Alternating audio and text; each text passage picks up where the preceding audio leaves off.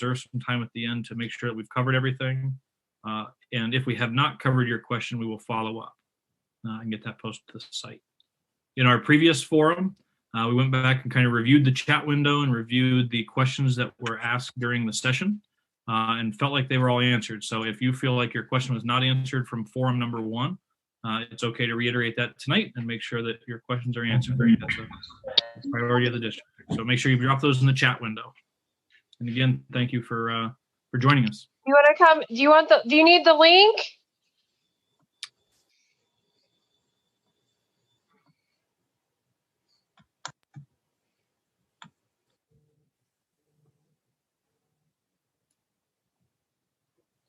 Again, we'll be getting started in about 4 minutes. So grab your Cheetos and a soda to munch on as we go through the evening. I don't know if anyone is friends with or knows how to contact Celia Diamond, but it looks like she was having trouble getting into the session. So if anyone can reach out to her and ask her to give it another try, please do so. I'm trying to keep an eye on everyone. Yeah, she's in there now. Okay, great, perfect, very good. Alexa, connect Matthew's iPhone.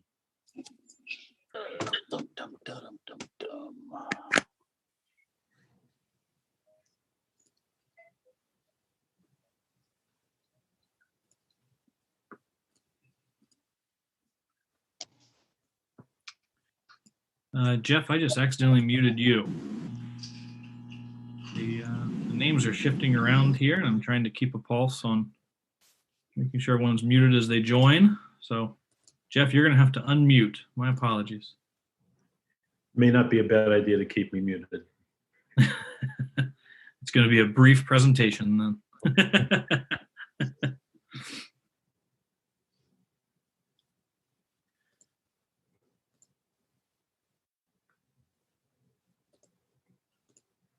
Great turnout tonight on a sunny evening. It looks like we're maybe about a minute away from getting started. So we are streaming this to Channel 5 and to the district's YouTube page. So if you guys are able to go ahead and start that stream to make sure that all your settings are correct, now would be a good time, about a minute away from starting. Thank you. Channel 5 is live. Very good, thanks. I see Mr. Young's comment that YouTube for the district is good to go as well. So thanks for everything you're doing and helping make sure this reaches as many people as possible. All right, shall we? Let's do it. All right. Keep an eye on the participant window, and we'll continue to admit people as we go here. Looks like we still have a few joining as we get started. Well, welcome to everyone to our second community forum. My name is Shay McMahon. I'm from SHP. We've been assisting in the parallel efforts for both educational visioning and community master planning.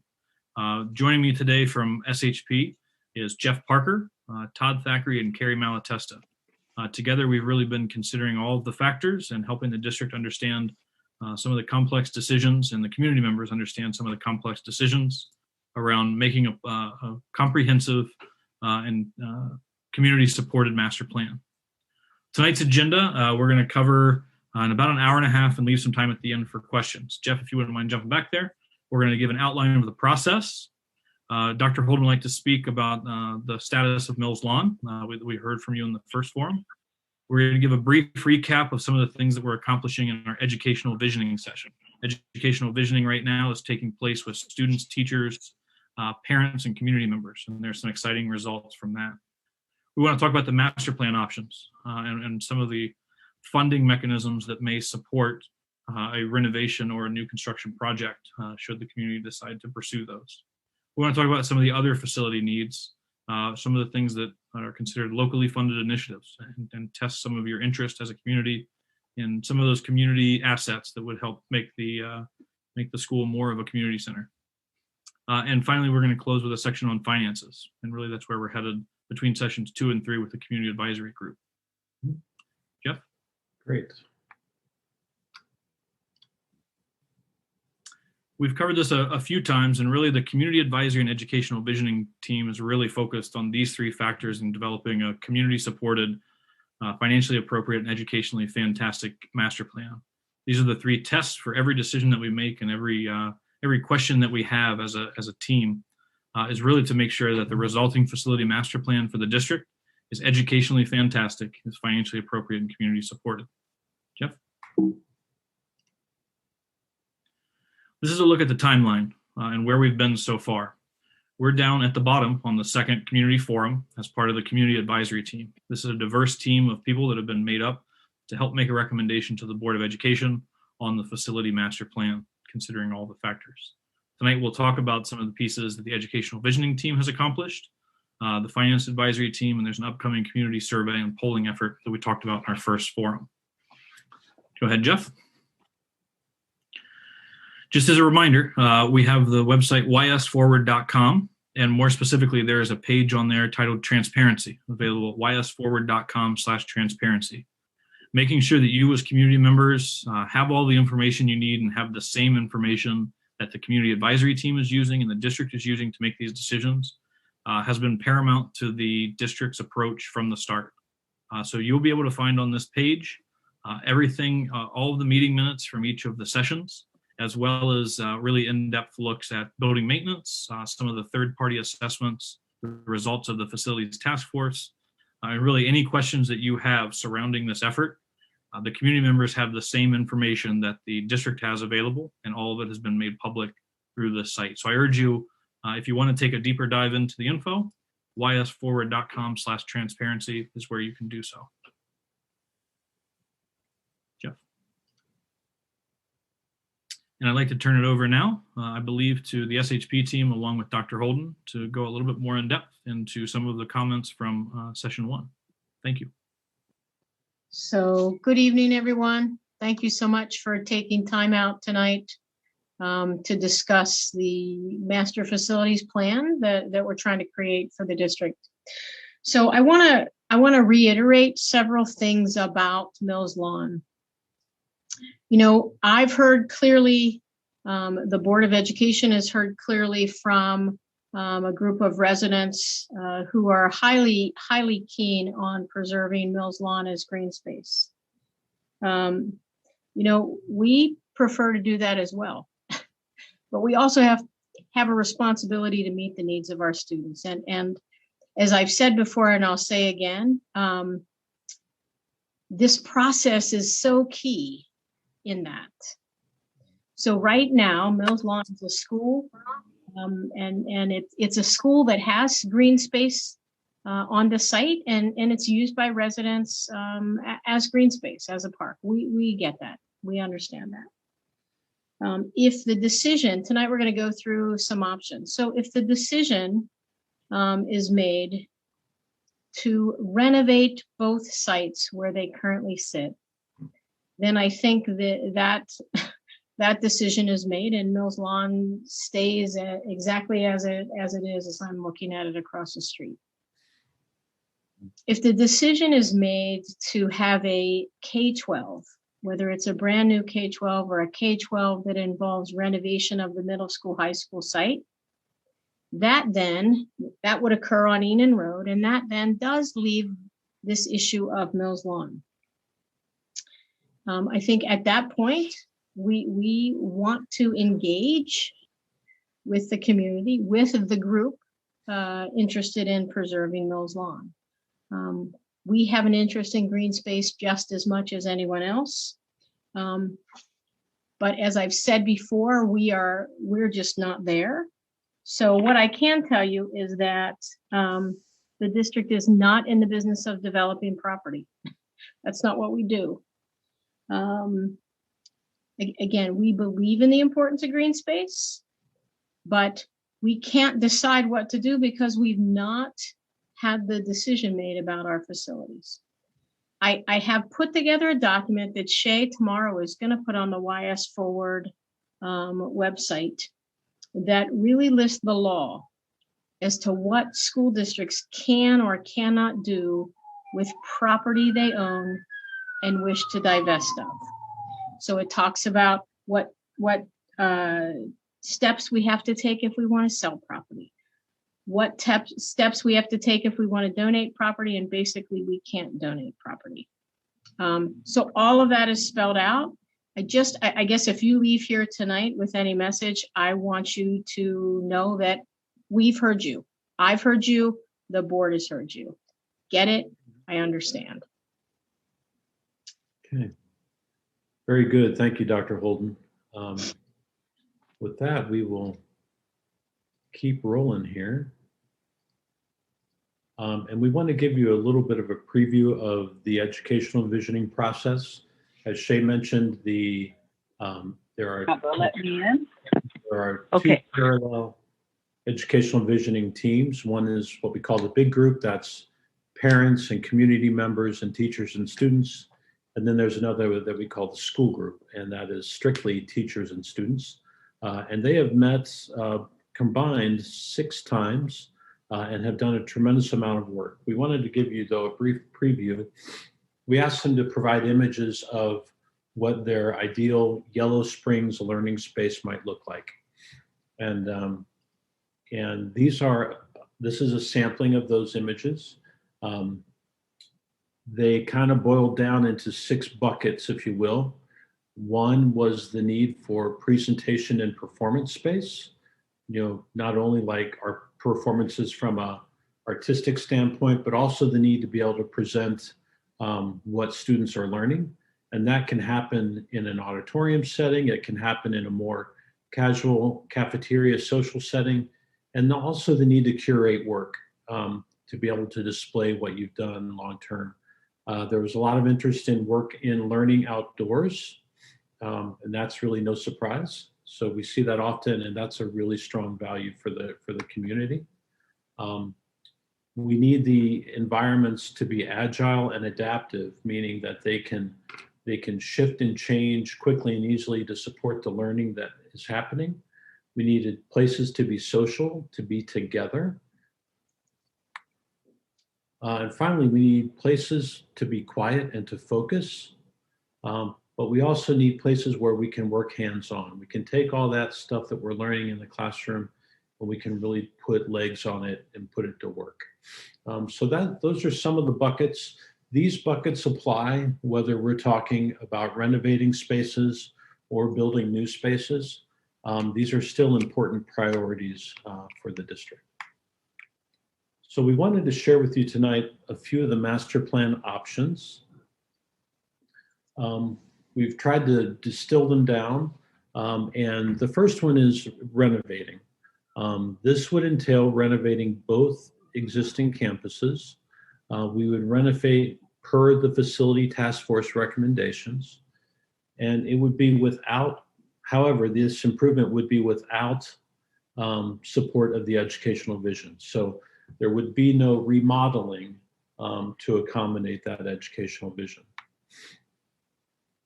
The facilities task force met in 2019 and early 2020. It was a community member-led group.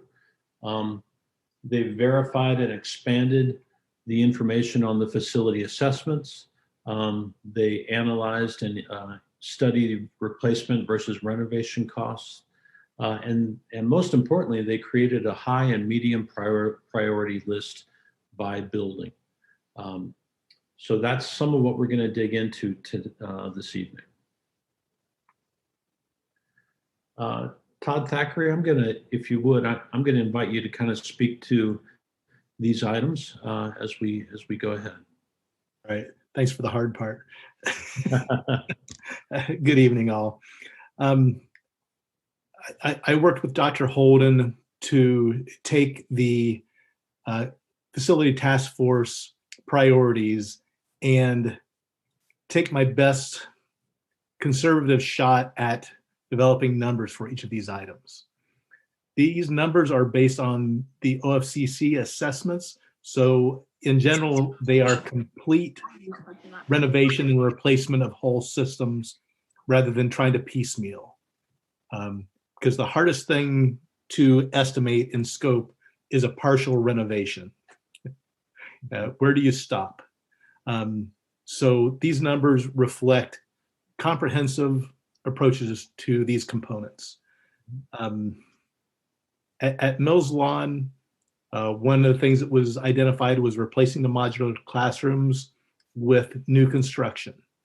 So that is the cost. Right now, we're budgeting project costs for new construction at $300 a square foot. Again, that's a fair number. Might be slightly high to this year's number, but again, we're looking at the future. Security for classroom doors, replaced all the doors in the building with this number, the interior ones. Additional cameras, this was a whole security camera system replacement. So it's not just adding some cameras to the existing system, but replacing it in its totality to last for years to come. Security vestibule, hazardous materials, taking them all out in this number. The next is replacing all the plumbing in the building. So replacing all the original 1950s piping in the building. Okay. Accessible restrooms, envelope issues, things like roofing, replacing the whole roof, repairing walls, windows, exterior doors, replacing the heating system. Okay. Increasing the serving capacity line in a Mills Lawn. I actually, because of the space available, I moved it to another room that was twice the size.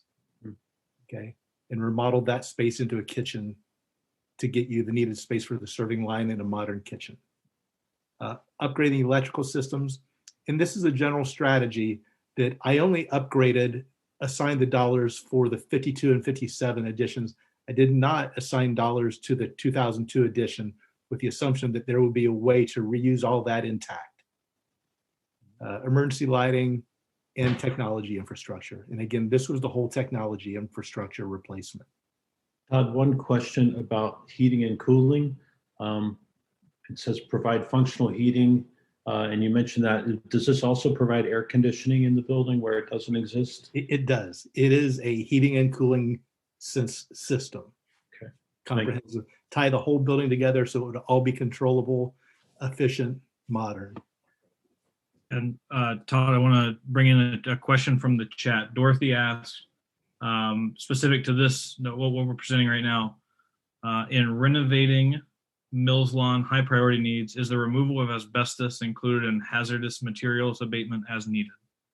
That was a question specifically to this slide. It is included in there in its total quantity. Again, didn't have a good place to stop and start. So I plugged in the whole number. So at the end of the day, you have a comprehensive look between the high and the medium priorities of addressing the entire building for the long term. Understood. Okay. And a question about the serving line as well. Maybe this is more for the district, but while we're on this page, I want to kind of keep the questions tight to it. Would increasing capacity in the service line mean that kindergartners will no longer need to have lunch at 10:45 a.m.? Or it won't change the odd scheduling of the lunches? Maybe that's a better district question than an SHP one. Dr. Holden? I would say off the cuff, yes, that would allow us to kind of condense those times and not have students eat earlier if there's more serving capacity. However, sometimes that's tied to special schedules. So, but off the cuff, yes. Okay, got it. Yeah, I will also share that if anyone goes to the OFCC assessment that is on the transparency page, the numbers that you're seeing when they apply to the whole building include the 7% contingency, include the 16.29% non-construction cost markup, and include an inflationary number to bring it up to current construction costs that are expected to be adjusted in April. Okay. Todd, another question that's going to apply to what we continue looking at from Divad, I believe. What does technology infrastructure entail? Lots of Ethernet cables or lots of new equipment? Would it be on the infrastructure side or the equipment? It is all the network devices, the servers, even the boards or displays, the teaching walls within the classrooms. Okay. It will be sound systems, intercoms, phone systems, all of that. Very good. Thanks. I'm going to try to keep up with the chat here. You can go ahead and keep diving in. All right. So the medium and low priority things that were identified, site improvements, safe walking, biking, and driving access. So this is a number to address all of your paving, curbs, and sidewalks. Okay. It addresses site drainage problem, replaces interior doors and frames. Those were included above already. Replace non-compliant handrails so the stairs are safer. Make all classroom functioning and labs functioning. This is a large budget to completely redo the cabinets, the flooring, the ceilings, the walls, the display boards within classrooms. You're bringing every classroom in the building up to a current standard. Replace classroom furniture. Again, bringing everything up to mesh with your educational vision in terms of furnishings. This also was not included in the state's assessment for renovating the buildings, adds a severe weather storm shelter with a capacity for approximately 400 students and staff. Okay, this is not required, but it's a good idea. Testing areas, added an allowance in for that. Energy efficient, replacing all the lighting in the building, going to LED is what this includes. Adding a sprinkler system and playground equipment. Important to note too, Todd, that with the LED energy efficient lighting, I think that's the biggest piece of LED, that it has the potential to reduce operating costs long-term for the district. I want to just cover a couple of chat questions that are specific to this. A couple people have asked the questions in follow-up to the asbestos.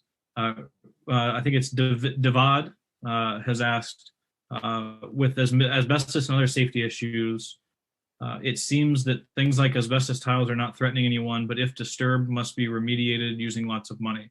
Are they killing children or just waiting alone in the dark to soak up lots of money to remove? And then there's a follow-up question. Karen said, I'm concerned that with the roof leaking, asbestos could be a problem. Is this true? Just want to put that out there for the group. I can't answer the roof leaks of where they are and if they are in an area that could affect some asbestos, but I'll address the first one. The asbestos that is in the building is managed by the district in a safe way.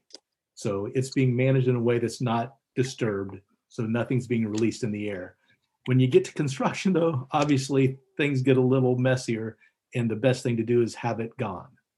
So this scope removes all the asbestos in the building and leaves you with a building that in the future there's never concern over touching anything and disturbing it. Okay. Very good. I'll try to keep up with the chat here. Go ahead and keep running forward there, Todd. Thanks. Thank you. The high school is very similar, except the first numbered item up here is different. This is replacing the modular classrooms that were built in '88 on the south side of the building. That's $2 million. It's almost 7,000 square feet of space. Next is security, additional cameras, a secure vestibule, asbestos removal. These are all things the same as Mills Lawn, different quantities and different costs. Plumbing deficiencies, replacing everything. Accessible restrooms. Roof, again, is always a big one. Exterior walls, there's a lot of asbestos on the exterior of the building, a lot of exterior wall issues at this location. Window replacement, exterior door replacement. Big number is installing a new heating and cooling system, okay, throughout, integrated together, energy efficient and functional. Increase, again, similar to Mills Lawn, increasing the serving line and updating the kitchen. So in this one, the strategy I looked at was expanding into an adjacent small classroom to give you the additional space to do this. Improve acoustics, upgrade electrical, and add emergency lighting and technology. Okay. Very similar scope, very similar priorities. Okay, Shay, any questions from the chat on this slide? Yeah, I want to review a couple. There's been a few of the students, I believe, Sydney, Sophia, Josephine, talking about the need for heating and cooling in the buildings, it looks like. And there's a question, I want to push one off maybe to the end and stay specific to this.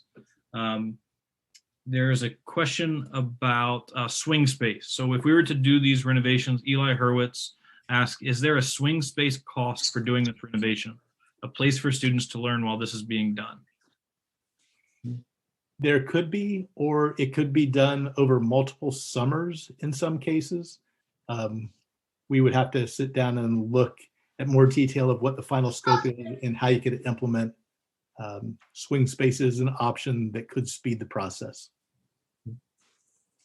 And Eric Oberg, yes, these are the facilities task force priorities, and that's the low, medium, high. Is that all comes directly from the facilities task force, and we've tried to analyze and update the cost to today's market. Does that help, Eric?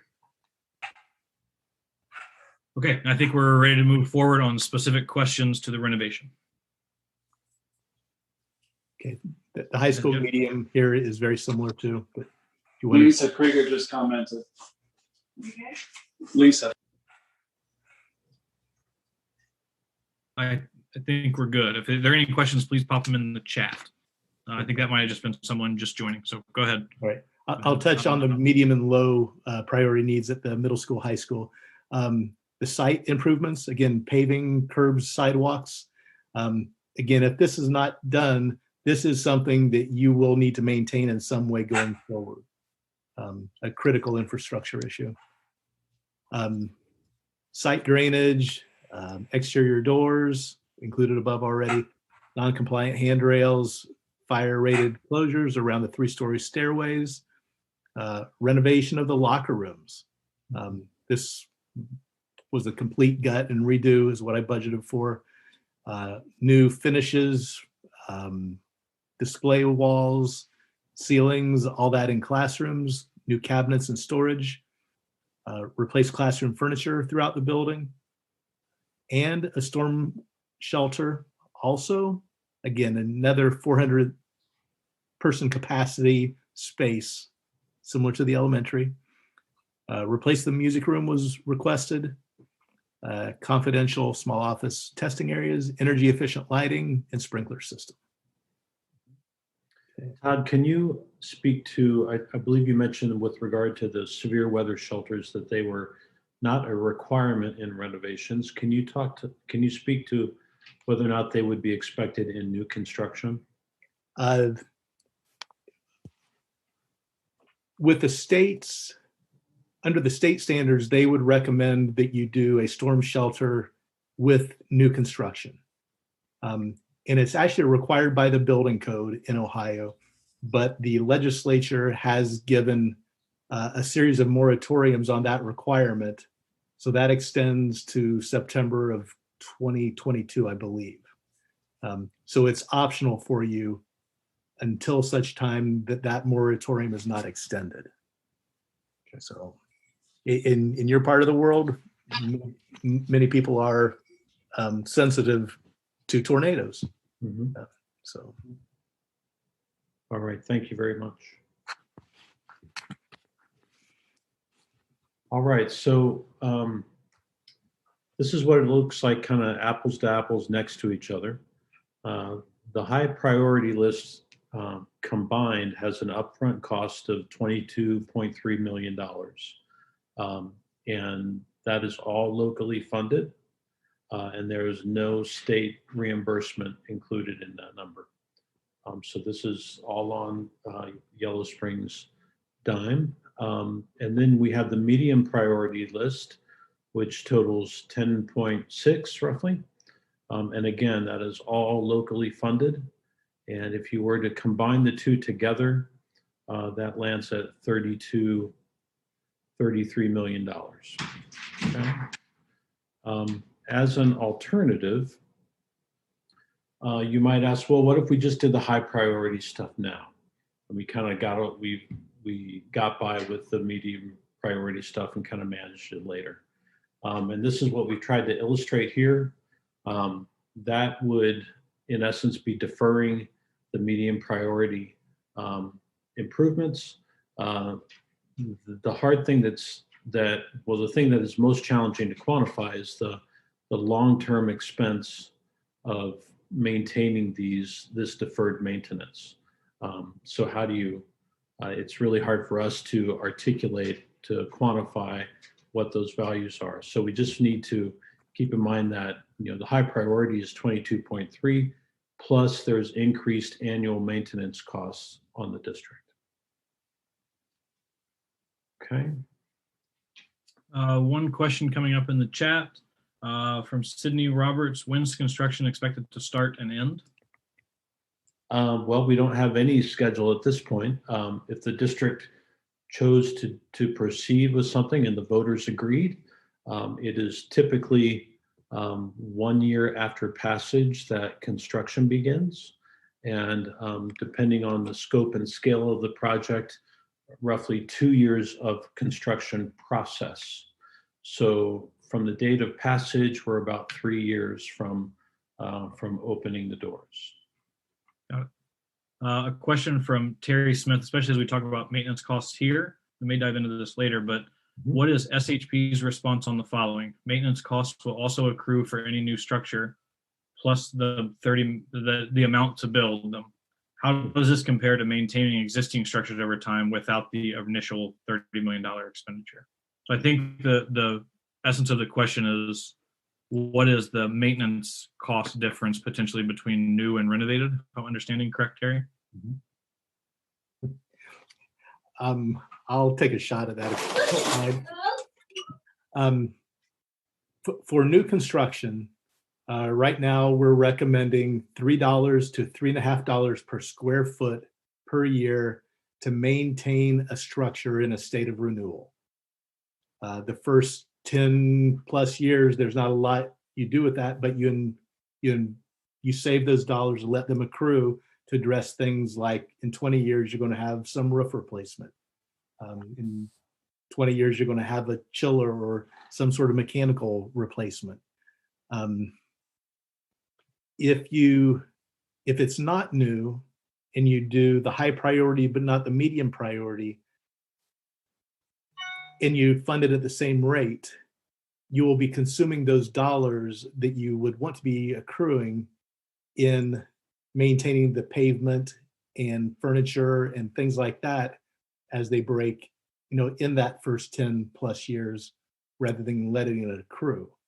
So there's also a standards question to this of to what level do you keep your buildings? Maintaining it in an unrenovated state. Anyway, the nice thing about the renovation of the high priority things, you've addressed your big expensive systems, your roofing, your heating and cooling, and your plumbing. So, but you still have things to address. There's a series of questions and comments here that I want to bring up. Looks like maybe one of the questions was answered in here. There was a question: how do these estimates compare to the Yellow Spring Schools Facilities Task Force in 2019 or 20? And he says, he or she, I'm sorry, Chris Hamilton, this seems much higher than the estimates we got. And it looks like Matthew Kirk responded the high school and middle school was 18 million and Mills Lawn was 11 million. And Eric Oberg commented, facility task force high priorities list will cost us almost as much as the new build. Okay, that's not a question. There's a question mark in there.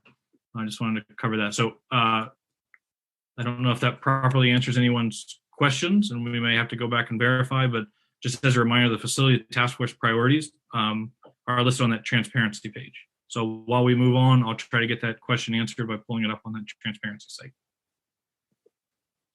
Go ahead, and I'll try to keep up with the chat, guys. Thanks.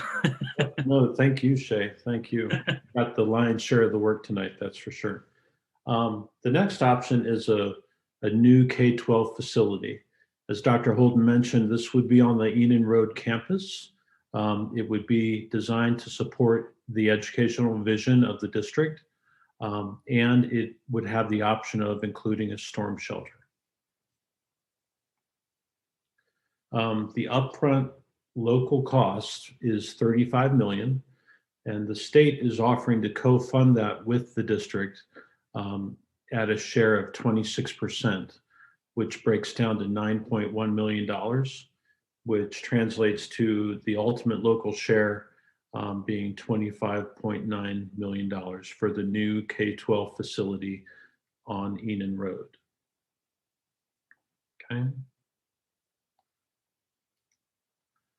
The next option, and I believe the last option, is to what we call demo reno add K-12 facilities. So again, this is at Enon Road. It would demolish some of the oldest portions of the building and some of the neediest portions of the building. It would renovate what is remaining, and we would build new to flesh out the balance of the campus. Again, this is on the Enon Road site. It would be designed to support the educational vision. And again, you would have the option of including a storm shelter if you chose to.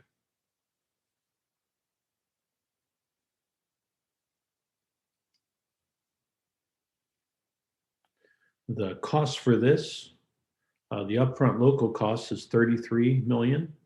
And again, minus that state share of 26% would bring the district's local cost to $24.5 million.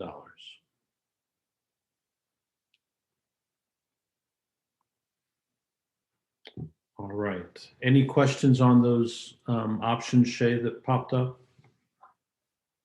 I don't see any specific to that. I see that Kathy Adams maybe wants a little more clarity on Chris Hamilton's question, and I'm digging into the transparency page to find that answer for you, Kathy. So I don't see any new questions coming up specific to what we're talking about right now. So I'm going to continue to log those for later. That's okay.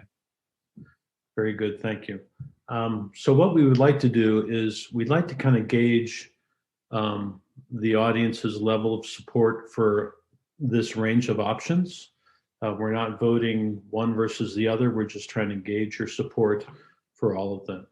So we're gonna, momentarily you will see a question pop up on your screen. Bear with me as I make this happen. First, we want to identify who is present. So just a little question about yourself. What best describes your relationship to Yellow Spring schools?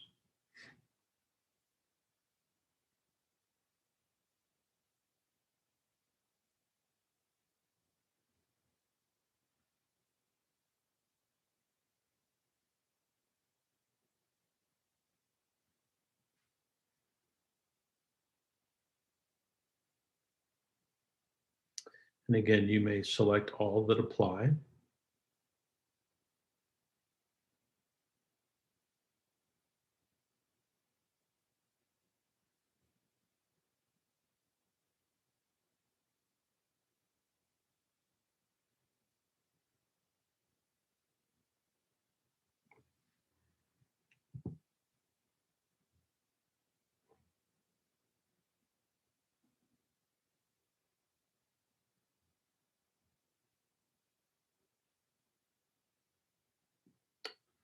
Okay, we're getting really As close. everyone's kind of wrapping that up, I am looking at, on the transparency site, I'm looking at the Facilities Task Force's board presentation that everyone's able to get to through that transparency page. And what I'm seeing, the best answer I have for you, Kathy and Chris, from the February 13th board presentation by them, slide 20 says, we don't know the total cost of the recommended improvements until the school board scopes the project and formally asks for proposals. So in terms of what we have formally from that Facilities Task Force, it sounds like the official dollar amount may not have been assigned in that final meeting. So if you were a part of that and have different thoughts, please drop them in the chat and we'll try to address that as we go. Thanks. All right, so I'm going to end the poll and I'm going to share the results here with you. So we've got a lot of residents, not surprisingly. About half of us are parents, a handful of students, some business owners, local officials, and 23% are also Yellow Springs Schools employees. Okay, so thank you for that. And the next question I have for you is your level of support for these options. So what we're going to do is you will have the 4 options that we presented to you. And we just want to know, do you strongly oppose this option? Do you oppose it? Are you neutral on it? Do you support it? Or do you strongly support it? And we have that set of questions for each four of these options.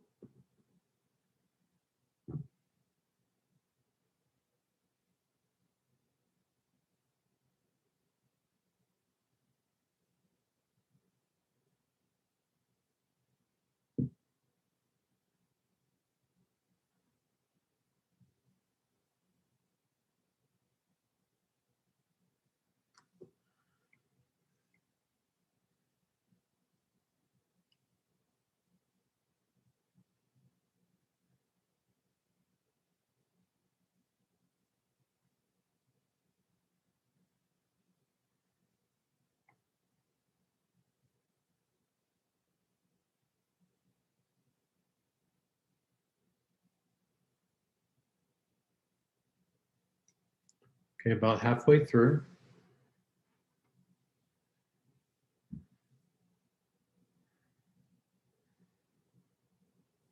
There's no strongly support on there. It says strongly oppose both top and bottom. Was that by design?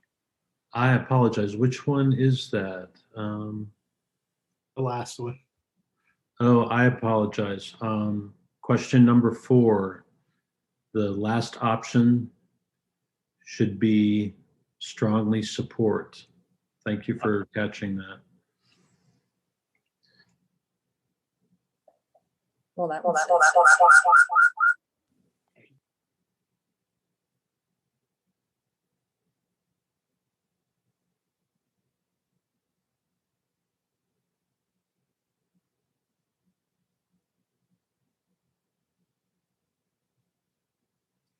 So just to be clear, we want to make certain that everyone understands on the 4th question regarding the demo, renovation, and add solution. The last selection is strongly oppose. That's how it reads. It should read strongly support. So want to be sure that we're avoiding any confusion on that.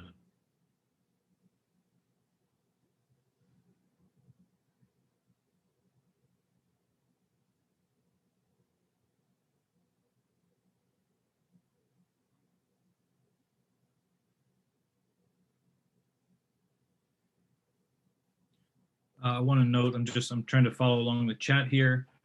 There are a couple of questions about open enrollment and building the building to that size that we will cover maybe in the Q&A. We'll stay focused on what we have here. I think we covered open enrollment in the first forum, so I'll save that until the end here.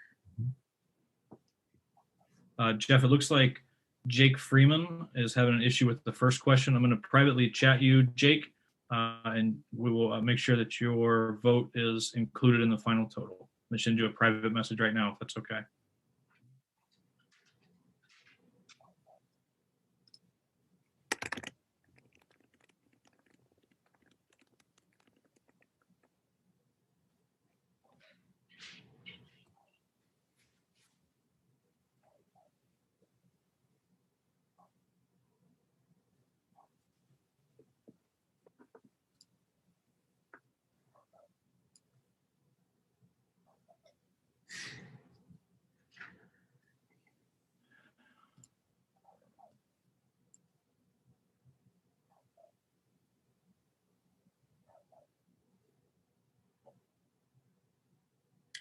All right, a few more responses we're waiting for, trying to get to that 80 figure.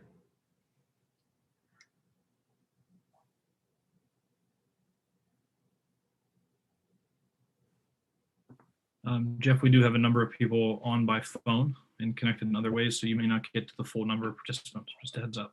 Got it. Okay. All right. I see a lot of phone numbers connected on here. Yep. The the polling has certainly tailed off. So we will, I'm going to close this poll and then I will share the results with you.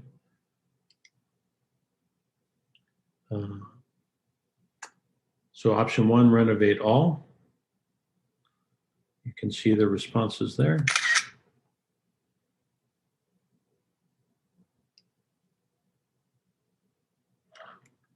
Option 2, renovate only the high priority needs.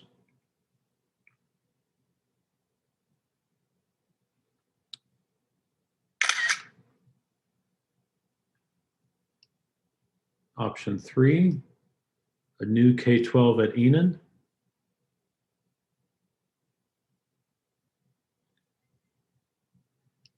And option 4, demo reno add at Enon.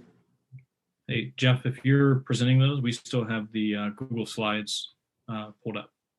So we're not seeing results right now. No, I still see support of master plan options, just a heads up. Okay, well, let me try something different here. I am able to see it, but I have to scroll through it myself. Oh, I see. Okay. Let me stop sharing here. And does that help? Are you able to see these results now? All right, let me we got a couple people seeing them. Yep, I got Eric Oberg nodding. I got a couple of chat messages. I can see the results. All right, good to go. Okay, so I will scroll through these in the event that you're not able to scroll through them in your living room. Again, option renovate all. 45% strongly opposing that. Option 2, renovate only the high priority needs. 49% strongly opposing that option. Number 3, the new K-12 at Enon. 62% strongly supporting that solution. And finally, number 4, the demo reno add at Enon. 33% are in support of that.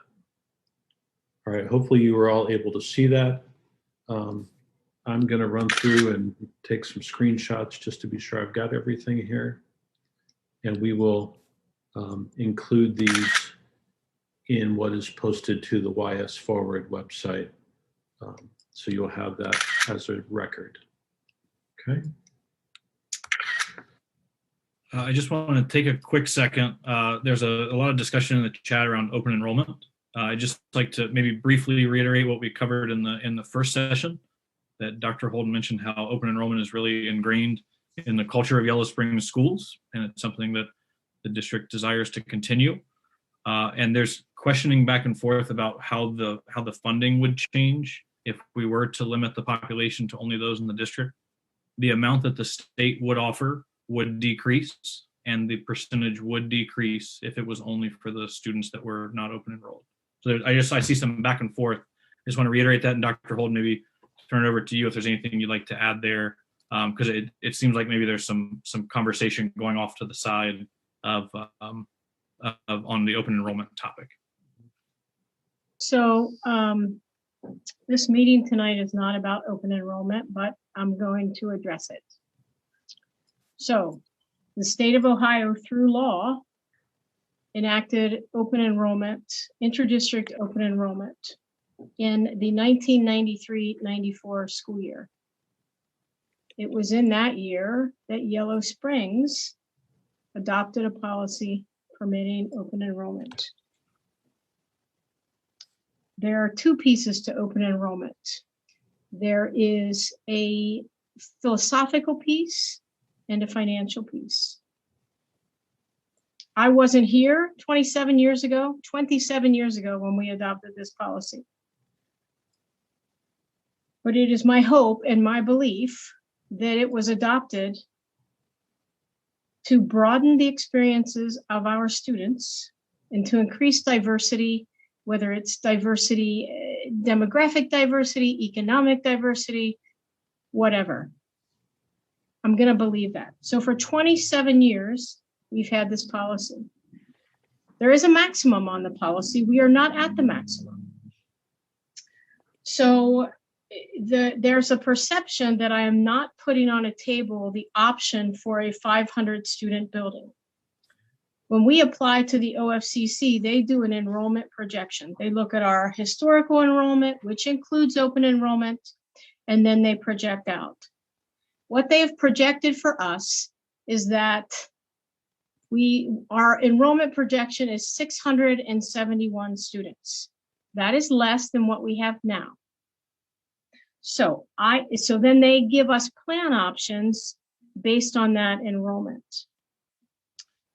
To put forth a plan based on 500 students would indicate something that I do not believe in and I am not going to do. And that is to say that we do not value open enrollment. That's the philosophical piece. There's a financial piece.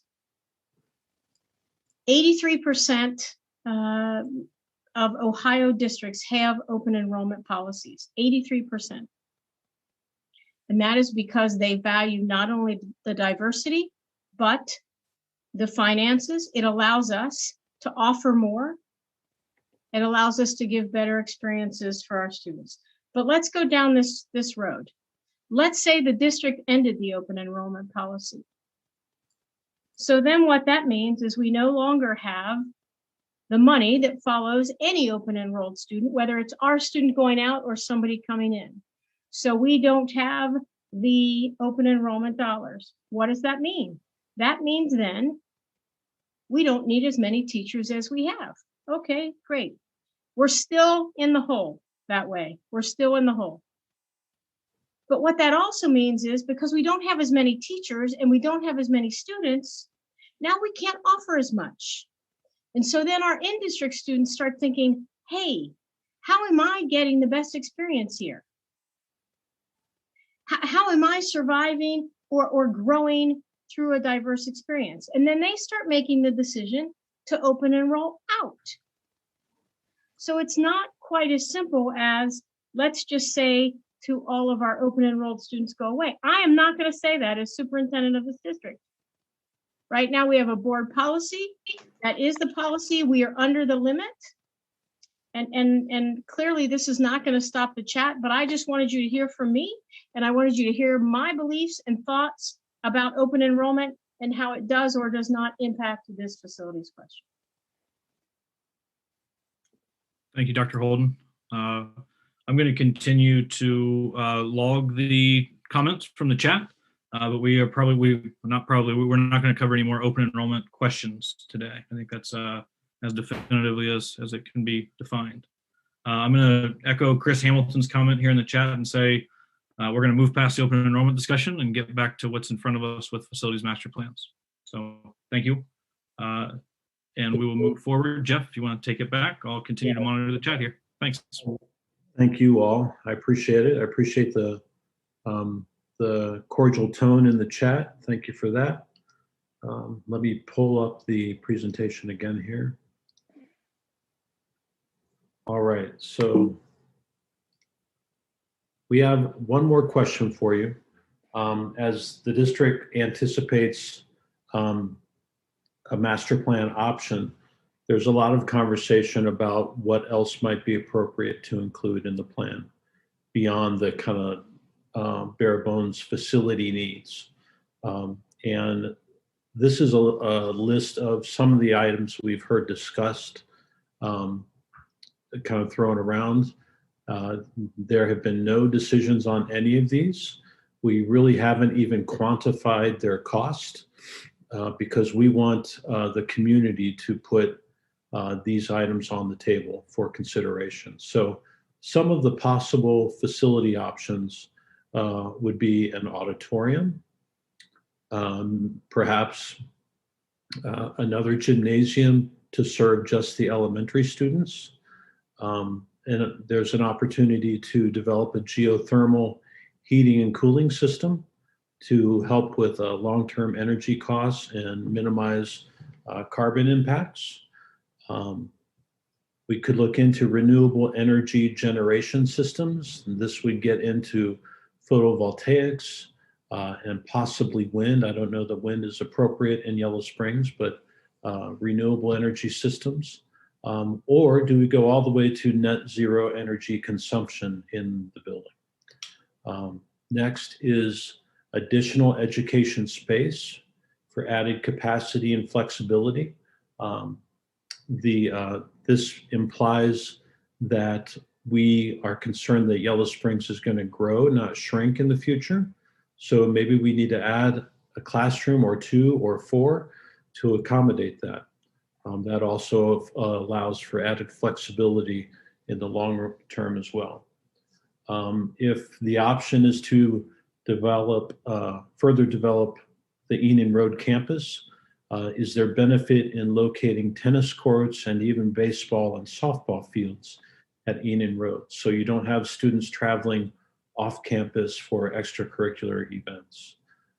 So that's kind of our list of potential options. I'm going to stop sharing and I'm going to bring up the poll. And we just want to gauge kind of where you are on this list. And I'm going to ask you to select 4 that makes sense to you, 4 that you'd like to see more information on. Hopefully, give me a thumbs up if you can see that poll. Thank you. So go ahead and select the 4 that make the most sense to you or that you're most interested in.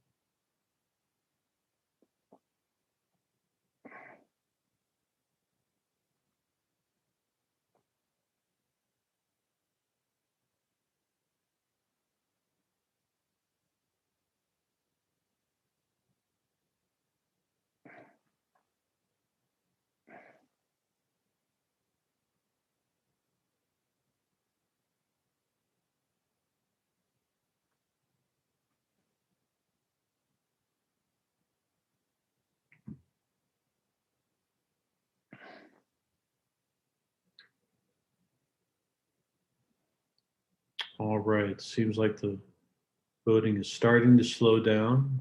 I encourage you to get your votes in.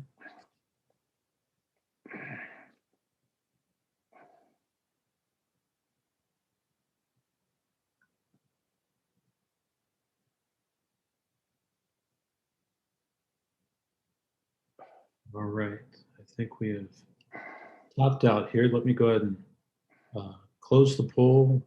5, 4, 3, 2, 1. And let me share the results with you. Can you see those results? Thank you. So the top vote getter with 80% was the auditorium. It looks like next up was renewable energy systems at 61%. Just kind of visually rolling through here. Additional elementary gym at 49%. Geothermal heating and cooling at 47%. So a lot of interest in sustainable solutions.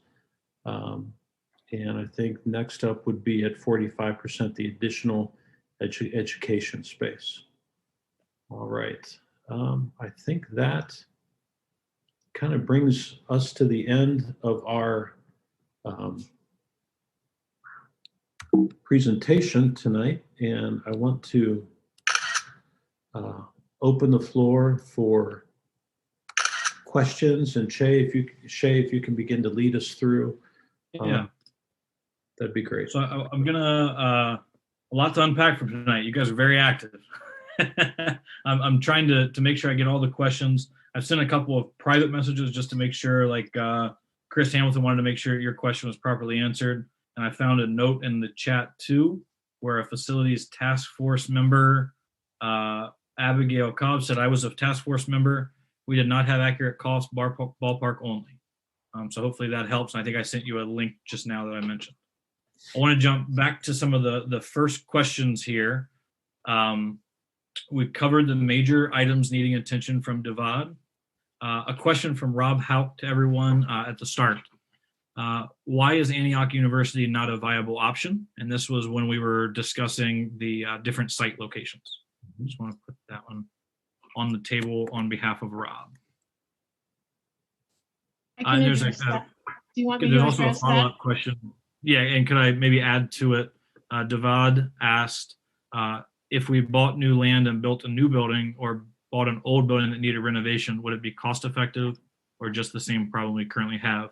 And he mentioned specifically in there at an Antioch campus. So maybe you can cover both of the Antioch sides in that one. Yes.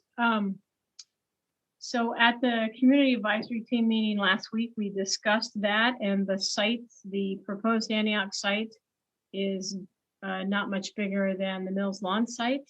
And just in terms of a site for a K-12, the discussion was that it is too small, as well as the discussion the CAT team had about the fact that the district already had property.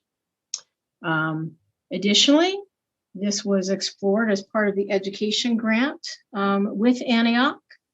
And so that was discussed at our meeting this week. And you know, those are the two drivers for us in terms of size, and we have property. And hopefully that answers it. I think in the community advisory team, a revelation for that group was that the available parcel of land was around 10 acres. And the current Mills Lawn site is around 8. And the community advisory team talked about the space crunch and really the space impossibility that 10 acres at the Antioch campus would provide. Correct. And I did speak with Antioch about what's the possibility of other collaboration. And I saw in the chat specifically about an auditorium, the fact that Kelly Hall was there. And it is indeed beautiful, but it's not in a usable state yet. So collaborations like that are always possible in the future. Very good. Question from Neil Allen. This might be answered by both the SHP and the district side. How would a future COVID type experience in any way impact the impending design of a renovated or new school building? I think our architecture side, we could go an hour and a half on this topic, but I'll challenge you to keep it brief. Well, we started out the educational visioning conversation with asking the questions, you know, what did we learn from COVID and from living and learning in this pandemic? And there were many lessons learned. I think the reassuring thing to me was that kids really miss being together. They miss being at school together. One of the comments was that, I believe it was cross country, they had attendance to their practices unlike ever seen before in recent years, because kids are yearning to be together. So there's certainly a social emotional need for that. And I think one of the big takeaways for me as a designer was the opportunity for what is called asynchronous learning, so that I can meet with a group of students, we can talk about a given topic, and then the student can complete their work on that topic at their own pace and at their, based on their own schedule. So that would exist with remote learning and even in-person learning, I believe. For me, that was the biggest standout of lessons learned. I'd invite any of the educators from that visioning team to speak up if you'd like to chime in.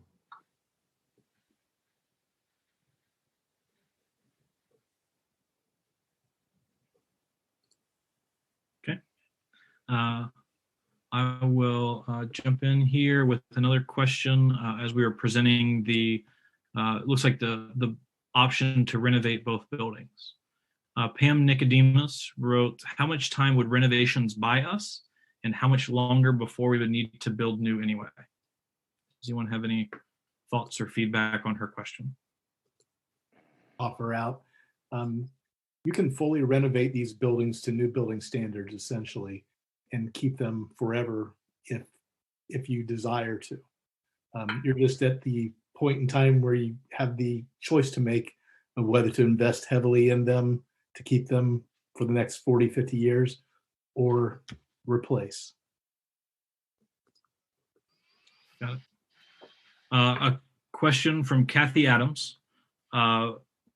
She says that the task force recommended a permanent improvement levy and prioritized renovations. So I think this is at the point that we were talking about the renovations. She asked, can these priorities be phased in over years with future levies instead of a ballot that asks for the total cost all at once to make it more affordable? And Mr. Zermke responded there about multiple levies would require multiple ballot issues. And that is correct, but I want to turn it over, Dr. Holden, any thoughts on the phased future levy approach, if I'm understanding the question correct? Yeah, can I defer that till when we have, I think this will get us into a whole discussion about finances, and we are heading that way at our next forum. Dr. Holden, I'll just add though that many of those high priority items were major infrastructure things, much of which occurs above the surface. So, it's kind of like, well, you don't want to replace one thing and then have to come back the next year, tear down the ceiling, replace the next thing, repaint, put up a new ceiling. So it's like doing maintenance on your car. Sometimes it makes sense to go ahead and replace the air filter too, and get it all done while you're in there, instead of kind of breaking it out over a series of visits to the garage. Okay, I want to continue to go through. I have Abigail's comment highlighted. I think that was a question that we answered around the facilities task force piece. Scott Fife asked, there seems to be concern about the cost now versus the projected cost in 2018. I know that construction costs overall have soared in the last 2 years, and common sense would suggest that every year of delay will result in higher costs. Can you speak to this issue, please? We maybe covered it a little bit, but you want to maybe put a bow on how construction inflation might impact the total cost of phased renovation, maybe, if I'm understanding right? Well, of just renovation and the renovation costs that were put in there. So the methodology I used came from the state's updated cost sets on the previous scope from 2018. They updated them to the 2019 cost sets, which are still in effect today. So they're almost 2 years old. Okay, so that's the basis of those numbers, plus the 7% contingency and the 16.29% soft cost, non-construction cost component for administering public work. And that's all at the bottom of the calculations that you would see in the older assessments. It's just not incorporated into each line item, which is what I did. And then I also increased each one. Okay, let's take one step back. In December of 2020, the state chose to update their new construction cost sets that were due to be adjusted in April of 2020. I think they paused with the pandemic hitting. They weren't sure what was going to happen with construction costs. They saw the wisdom of updating new construction over 100,000 square feet by 8% and under 100,000 square feet by 11%. So I have taken that 8% and applied it to all these renovation costs also. Okay. So that's where the numbers come from and why they're quite a bit higher. Okay.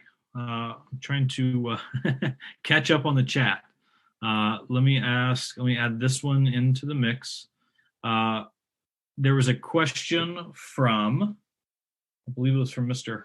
Hurwitz, of a few ideas for locally funded initiatives. This is while the polling was active. Mr. Hurwitz asked a dark room ? A recording studio, greenhouse.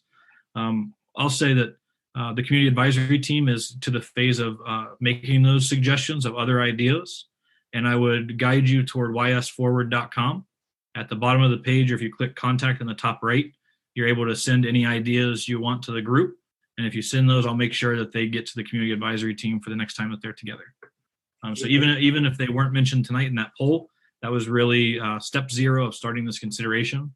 So if there are pieces that you would like to consider as community assets and locally funded initiatives, I would recommend you kind of send those by email so I can formally deliver those the community advisory team. Is that And I will share that a greenhouse in a dark room can be co-funded under the OFCC square footage. So we wouldn't have to collect additional dollars for those facilities, correct, Todd? Correct. I see a message too while we were in polling. Chris Dixon asked, would the state also reimburse a portion of these expenses? The last poll that you took, I believe, and you'll have to correct me there from the SHP team, but those would be costs that would be just on the district itself, correct? That's correct, Shay. The last option that you voted on would not be reimbursed by the state. There's some conversation back and forth about the auditorium and performance space needs. Again, I'd urge you either in this chat window or let's see. I apologize, Virginia Cotto. I left you in the waiting room a while there. I got lost in the questions. Thanks for waiting in the waiting room, and I apologize I didn't get you on quickly there. There's a question from Brian Mayer too. Would that mean 3 gyms? Game gym, practice gym, elementary gym? That was a question in the chat. I don't know that I have the full context, but I'll turn that over to you to answer. From past experience with schools this size, you'll typically, as you allocate the space, only come up with one, basically a high school competition gym, which in this case, the state would co-fund a 9,300 square foot gym, which would get you an 84-foot regulation court rather than your shorter court now, and about 770 seats. But it's all about your priorities, and we can run through an exercise with district leadership to see what all will fit, and if there's a possibility of getting any component of a gym, a second gym in the co-funded amount versus classrooms. A question from Celia Diamond. There would be a music room, right? Question mark. Yep. Just yes. Good.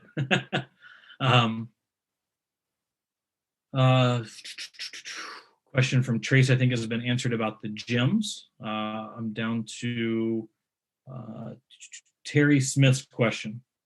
Let me make sure I read all this right. On learning as connected to structures, project-based learning has been growing over the past 10 to 15 years in districts with old and new buildings. It seems that the school board's message is that PBL can't be properly implemented without new buildings. Is this the board's position? And Mr. and Mrs. Smith, we got the email and forwarded on today as well that you submitted through the website. So thanks for sending that, and I'll bring it up here in the chat. Dr. Holden? No, this is not the board's position because we currently do project-based learning. And we've demonstrated that we can do it quite well. However, the board's position is that our children need buildings to keep them safe, warm, and dry, and buildings that are appropriately sized, and buildings that allow them to use the educational resources in the best way possible. Mm-hmm. And I'll add to that in our first educational visioning session, we posed the question, do your existing buildings get in the way of the way you learn? The consensus was that yes, they do. But that does not imply that the existing buildings could not be renovated to a state that completely supported project-based learning. So the images I shared at the beginning of tonight's presentation, those could be applied to a renovated space as well as new construction. So we don't want to say that it's one way or the other. We likely just would have to add dollars to support that. Mm-hmm. I'm going to read a comment here from Mary Evie. I very much appreciate Dr. Holden's words at the beginning of this meeting regarding the Mills Lawn green space. Thank you. Did I hear you correctly that if Mills Lawn Elementary continues to be used as a school for the K-6 students of Yellow Springs, that this green space will continue to stay exactly as it is today? Dr. Holden? So yes. So if if nothing's done, then it stays as is. If it's the renovation option, the first option, the only thing that changes really with the footprint, and it's not much, is that the modulars are replaced with classroom space. So we have no intention of expanding the footprint of Mills Lawn at all. A question from Aida. What are storm shelters typically used for on a day-to-day basis? Todd and Jeff, I'll turn this one to you. Storm shelters most often find themselves looking like gymnasiums and functioning as gymnasiums. And so from a day-to-day basis, you would have physical education in those spaces. But they'd be constructed in a manner and to a degree that would resist high wind event or a tornado event. There are allowances in the code that you can take, for instance, a series of classroom spaces and convert them into storm shelter space. But that tends to limit the amount of daylight in those spaces. And because those spaces are also occupied by furnishings, the efficiency of sheltering occupants in them is not as high. So it's really the best bet or the most efficient solution is to use gymnasium space as storm shelter space. I have a question from Chad Runyon. Will the complete financial picture be addressed when the time comes, including maintaining the buildings and any predicted future operating levies? Dr. Holden? Yes, and our treasurer is preparing to do that. Okay. Jeffrey Simons, and I'm just going to try to get these. I'm going to try to get to as many as we can here in this window of time. I see that I have 35 new messages, so we're probably not going to get to the end of the chat, but please keep populating that. And the questions that we do not get to, we will post answers to on the YS Forward site. Looks like we're not going to get to the end of them today. Jeffrey Simons asks, getting back to the Antioch Midwest question, what is the estimated price to purchase the building and add renovations? How would that compare to building a new facility? Do you want to address kind of the community advisory team stance on purchasing, or I just kind of take that question? Thank you. So we're going to get to the end of the chat. I can say that this was a question in the past. Could we buy Midwest and then retrofit it? And I've heard two figures about the cost of purchasing that building. Again, I was not here then, so I can't guarantee these are accurate, but somewhere between $13 and $18 million. That was without any retrofitting. It is designed as a beautiful secondary space, college space, but needs a lot of work for K-12, and the size is not big enough. Okay, I'm going to get down. It looks like there's been some conversation back and forth. I'm looking through here. Another question. Yeah, I see you brought that back up. There's a question and follow-up, I guess. Who's using the facility now, and does anybody know what the future is for the Wellness Center? Dr. Holden, any community conversations around the Wellness Center? No, and I can't. I apologize, but I'm not going to speak for Antioch or the Wellness Center. Sorry about that. Okay, understood. Kelly Oberg asks, can you expand on the process of procuring the total cost up front and the reimbursement of the state's matching funds? Dr. Holden, would you like to touch on kind of how the ELP program works? I think that's probably the simplest way to answer this one. So with the ELP program, the district is responsible for raising the entire amount of the project. And then typically within 7 to 10 years, we get a reimbursement of that 26% in our case. When we get that reimbursement, there are only certain things that we can do with it.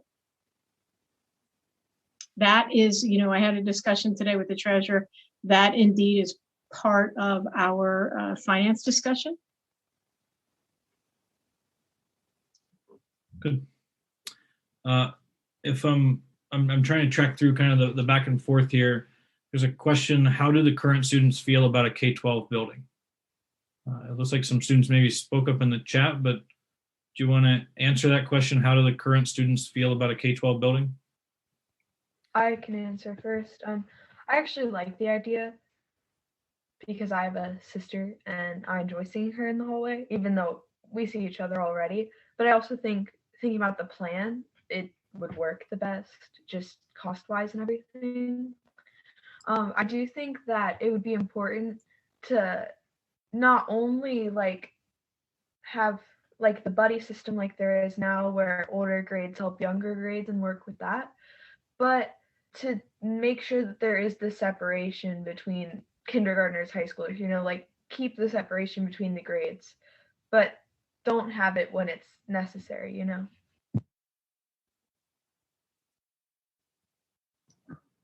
Okay. Well said. Any other students want to answer that one? Yeah, students, and I'll kind of offer my perspective from what we heard.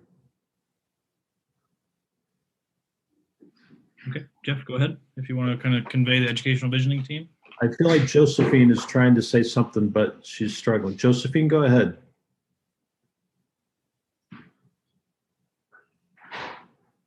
I think we have your audio, Josephine, if you want to give it a shot. It looks like you're unmuted. No luck there.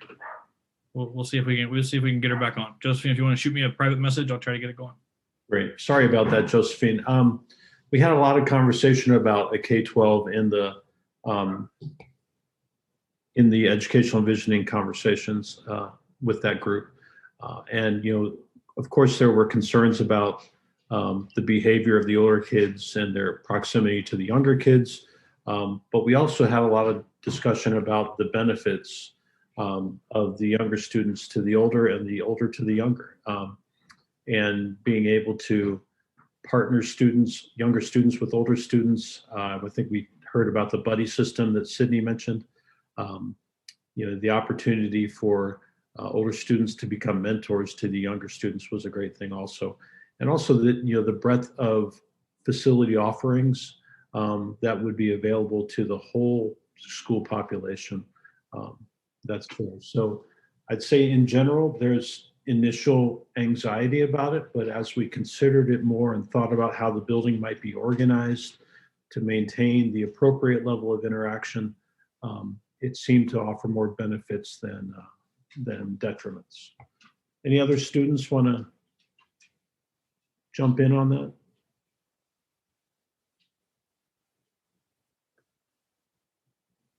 Okay.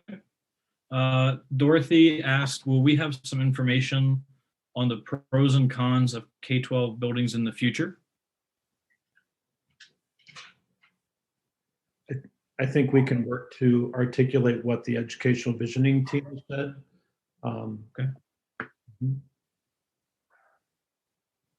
There's a comment on here from Brian Mayer.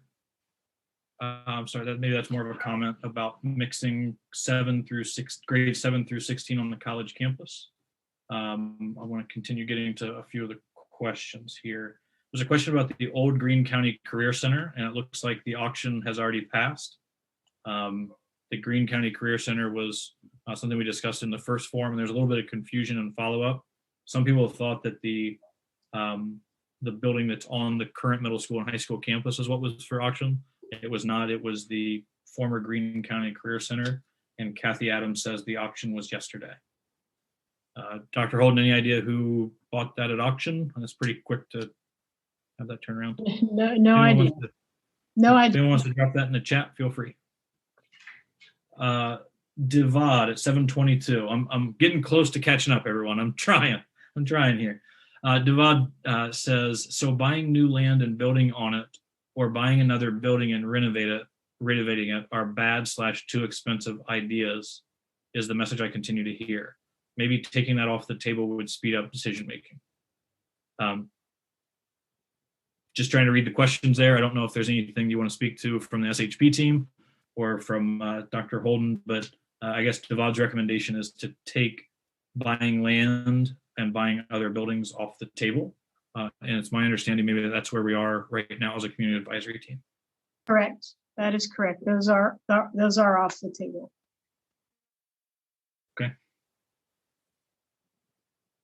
Okay. I'm seeing that looks like the end of our questions. Trying to catch up as a few more come in here, but it looks like that's the end of our questions for today. If you have a question that didn't get answered, if I missed it and trying to kind of keep up, I've been trying to highlight all the new ones in our chat here. But if your question was not answered, please feel free to post that again, and we will try to get that answered and put on the ysforward.com site. So from this point forward, where Matthew Kirk says, great point, just want to make sure everyone knows to tackle that. Abigail Cobb, I want to cover this one before we do our close. Abigail says, YS Forward site says what our district is spending per year on maintenance. What is typical for other similarly sized districts to spend on maintenance? Anyone want to answer that question? Or Dr. Holden, I know that in the previous forum you talked about increasing that maintenance budget at a previous board meeting. Is there anything you want to cover on the maintenance side that you haven't thus far, or any feedback from the SHP team? No, I don't have anything. Okay. One thing of note that's on the YS Forward piece is that what taxpayers currently fund through the permanent improvement levy does not entirely cover the maintenance budget.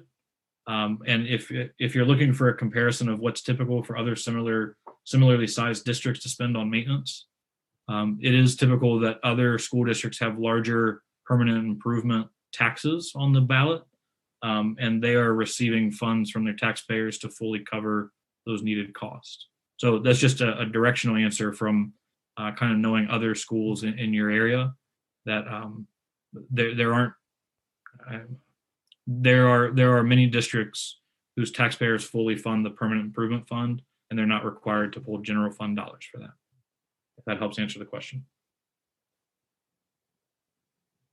Okay, Dr. Holden, I'll turn it over to you for our closing remarks. We're at 7:27, and again, we'll try to answer any questions if there's anything that we haven't covered for you in today's meeting. Dr. Holden, please. Yeah, I just want to thank everybody for participating tonight. It is really difficult if you're, I prefer face-to-face, so it's really difficult to do meetings like this.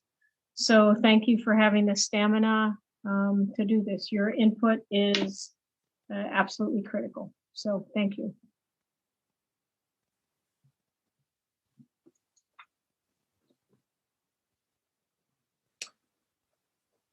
All right. Our next community forum is scheduled for March 17th at 6 p.m.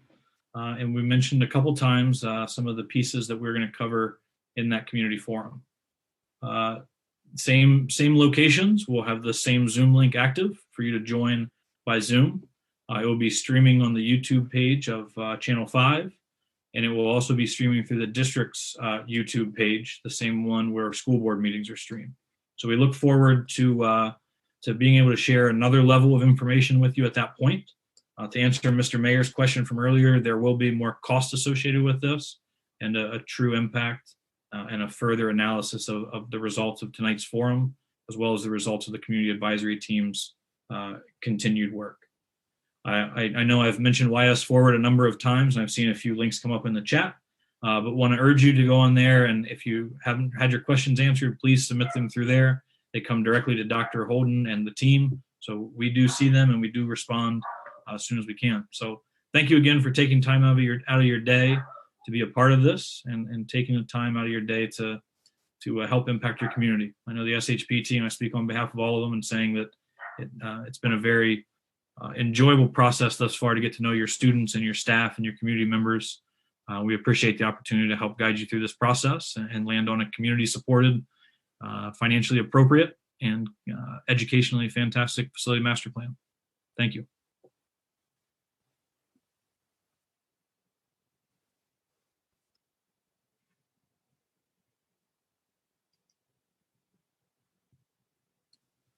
I'm going to make sure from the time I stopped talking, I think that there were a few more messages in, so I'm going to make sure we get those copied here. Scott Fife shared a ODE report about